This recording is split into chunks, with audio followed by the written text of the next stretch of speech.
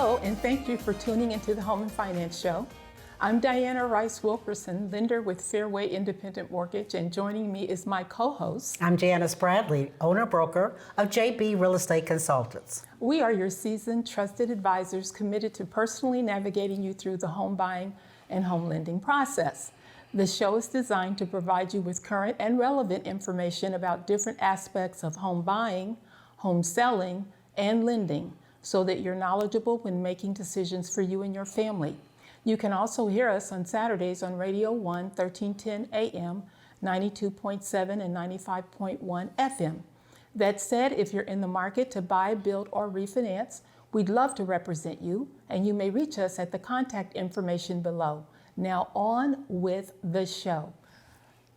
Hi, ladies. Look at those beautiful smiles. Hello. We're here. We have an exciting segment today. That is for sure. That is for sure. So you know what? Hi, Shelley. Hello there. And hi, Diana. Hello there. You know, last segment, I talked about buyers, inquiring buyers, want to know. Seems like, I bet you the sellers thought I was leaving you out, but I'm not. So this segment is going to be about inquiring sellers want to know. So let's kind of start off a little bit. And Mr. or Mrs. Seller, have you ever thought about why you might want to sell your home?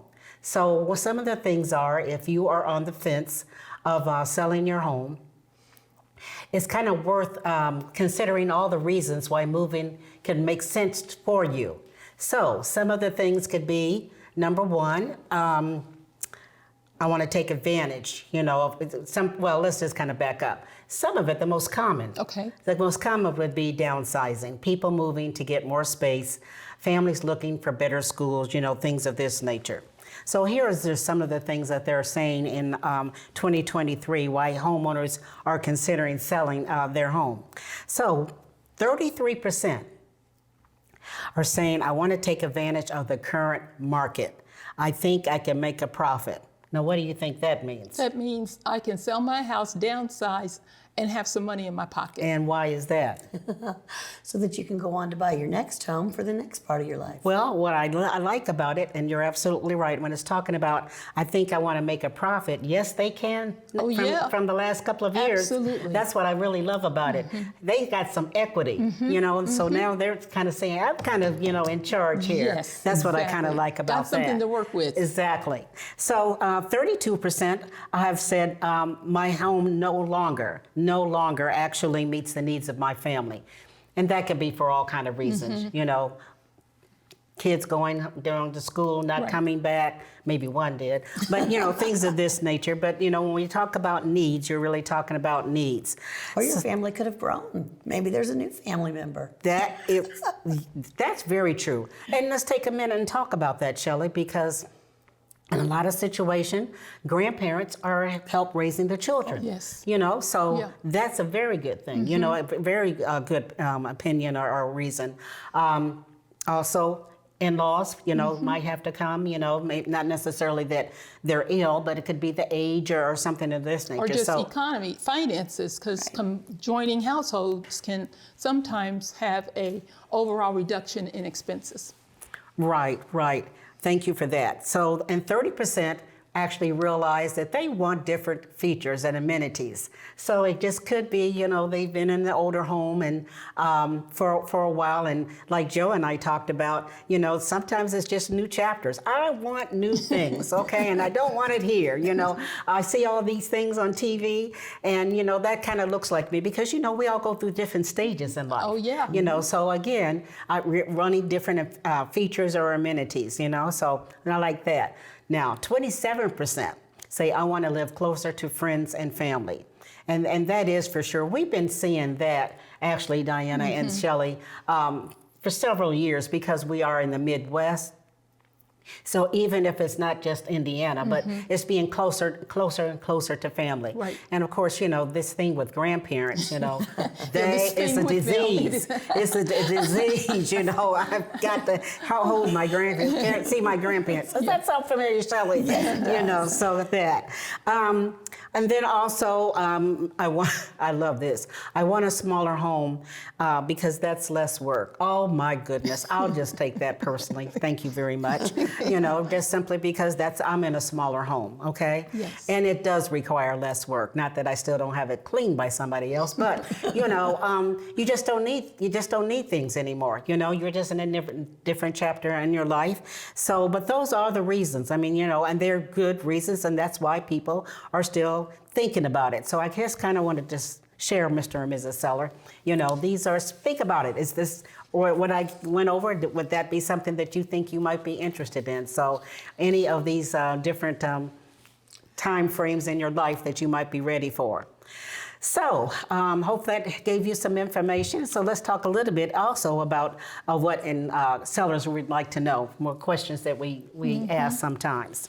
Well, I think the very first one is, and you see so many millennials think that they can get everything on the internet, which is great information, great research, but they absolutely need a real estate agent. And why? And why? Well, you know, one of the things, the big picture, I would say, would be seller's representation. Someone to represent you.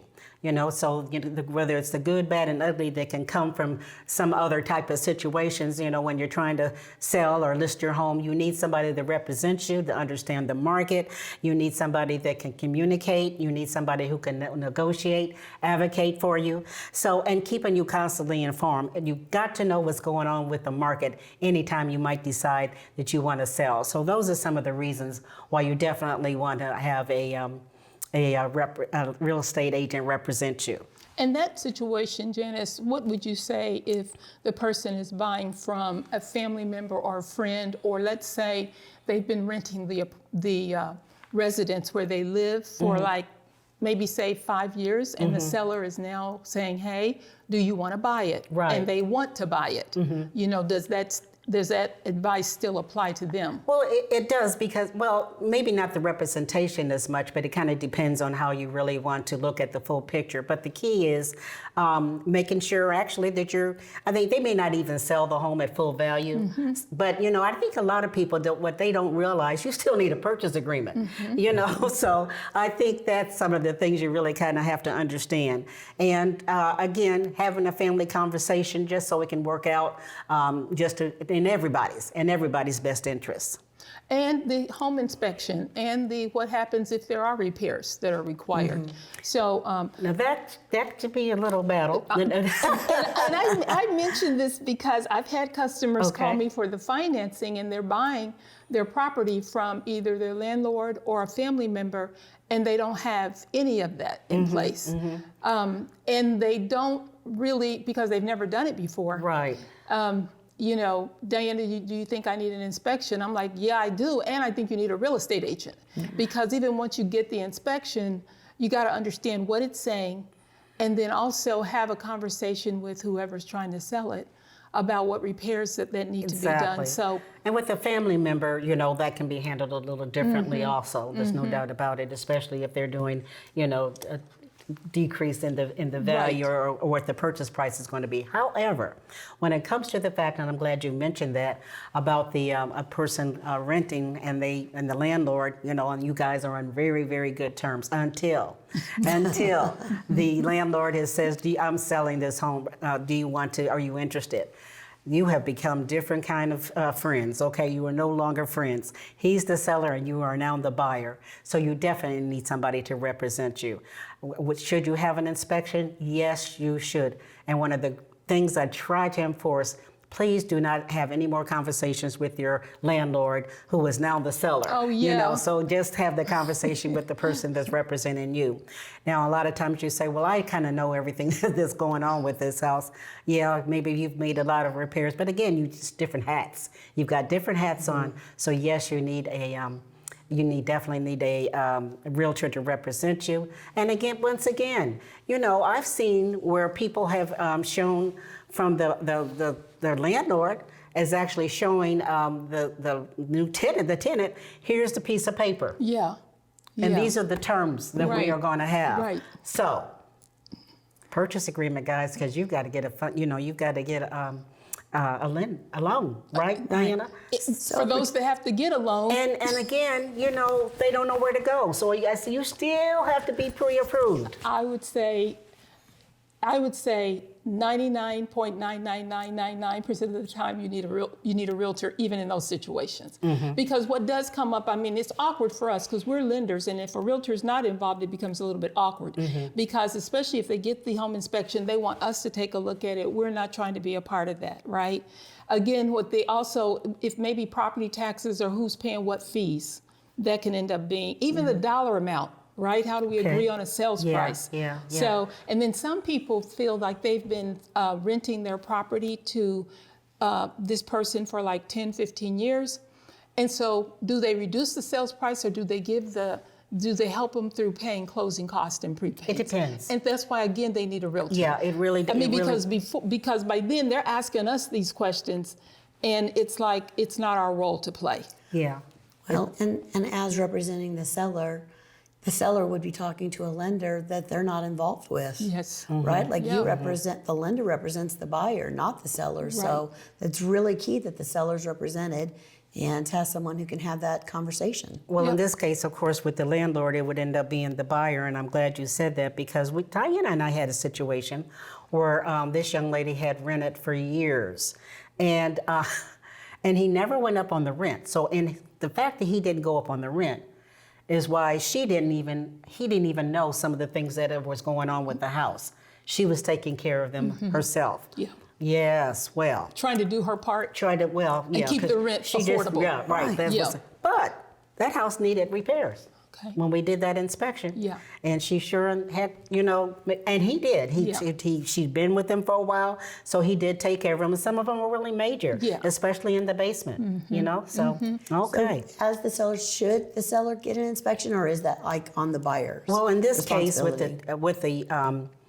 the buyer, I'm going to be representing the buyer, so I would have them do the inspection. No, like for the seller, as a seller, should I get Just an a separate situation. But when we're turning it around, I just say best practice. Best practice is for you to have an inspection on your home. Quite frankly, you'd be surprised. There were some things that, you know, needed to be done. But a lot of times sellers think everything is fine with my home, you know? And especially we're talking about no habitability and safety and structure and all of that. So it's best you as the seller to go ahead and find out really what's going on with your home. You just don't know all the time. That's right. You know, and if you can, possibly address it. Now, what I think buyers really respect is when you've had the inspection, your own inspection, and you've taken care of some of these items. A buyer really kind of respects that, you know, that you've done this. Not keeping them from not having an inspection, though, their own, but it just has a lot of integrity. I agree. There. Totally. I like that when you go to an open house and the seller's inspection is already there for you to take a look at too. Now, obviously, as a buyer, you would want to get your own, but I mean, it just, like you said, it says, oh, they're committed to making sure that I know what I'm buying as well. Okay. Janis, if I'm a seller, how do I best prepare my home to be sold? Okay. Well, it was, you know, we had an earlier guest, you know, which was the appraiser. And so she certainly had some ideas, you know, on what to do that. But, you know, best practice is, first of all, you know, we are talking about making your house, you know, presentable. Obviously, best practice would be to thoroughly clean and, you know, just making any small repairs that you might know of. And that also could come in the fact of having that inspection, okay? One of the things that our appraiser also mentioned, and Diana hears me talk about it all the time, is that front door. That is really your first impression, even before somebody has come in through the door. Owners most likely use the garage to get in. You know, we have that, you know. So we're not even looking at the front door. And most of us, I'm thinking about my kids growing up, they lost keys and stuff. So, you know, they just had to use the garage doors thing. But where you gotta look up and see are there any cobwebs, okay? Maybe your porch needs to be cleaned and things of this nature. So best practice is, again, making sure that front door really looks good. If you can have an area that you want to, you know, have some kind of this time of year, beautiful flowers, you know, just something to welcome you. But on the inside also, just Make sure that your closets look presentable, because they are going to be, the future buyer is going to look in the closet and they want to know, can they get what they have in there? Okay. Sometimes that means you take stuff out, again, so it can look presentable. But those kind of things. Real quick, you might just get new faucets for your bathroom, or even in the kitchen. Everybody likes that new, I don't know what you call it, the hook, I call it a hook, so, and just little things like that. You might want to repaint. Best practice is possibly repaint, or just new handles. Just spruce it up. And ask your realtor, okay, what do you think else I need to do? You know what? I have had several times where I asked the seller if they would mind removing some of the furniture, especially these large sectionals, because these sectionals can take up the whole house, and because, walk in, everybody is all by feel. So when you walk in, you want to just be able to see your entrance. So sometimes I've asked them to take out maybe a piece of furniture of that sectional, and just rearrange it. So again, that's it. Sometimes I even have them use, if they've got TV where you can have some music, just some smooth jazz, or a spa. Don't do too much with the spa, because that just make you kind of sleepy, but just kind of lighting candles, Right. In the wintertime, that fireplace gets them. Okay. Okay. Do you ask them to make cookies for people coming through? I forget. Okay. Yeah. Sometimes I have mentioned it, but no, I forget about that sometimes. Okay. During open houses, Yeah. I know a lot of people will have the cookies. The candle will work. Yeah.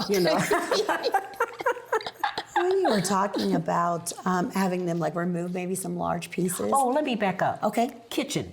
Oh, okay. Yes. Please. Yes. Please. Large or small kitchen, remove as much as you can, and the realtor will really help you with that. Because whoever cooks, that's the first thing they're looking at, is that kitchen, what kind of counter space, I have. So I have many times asked them. I did a listing yesterday, and I said, and it was a very small kitchen, and they had a dish, the strainer, Yeah. and it was full of dishes, clean dishes and what have you, air fryer, okay. And I asked her, when you have a showing, let's remove that. Just put it in the other room where the washer and dryer. Just put it on top. Right. Yeah. Thank you for that, because that counter space, that's exactly what they are looking So that at. openness, Exactly, where they can see themselves because in this they're kitchen. actually forgetting that there has to be a toaster or a blender or something to buy. You know what I'm saying? They're forgetting. It's going to really be there. Right.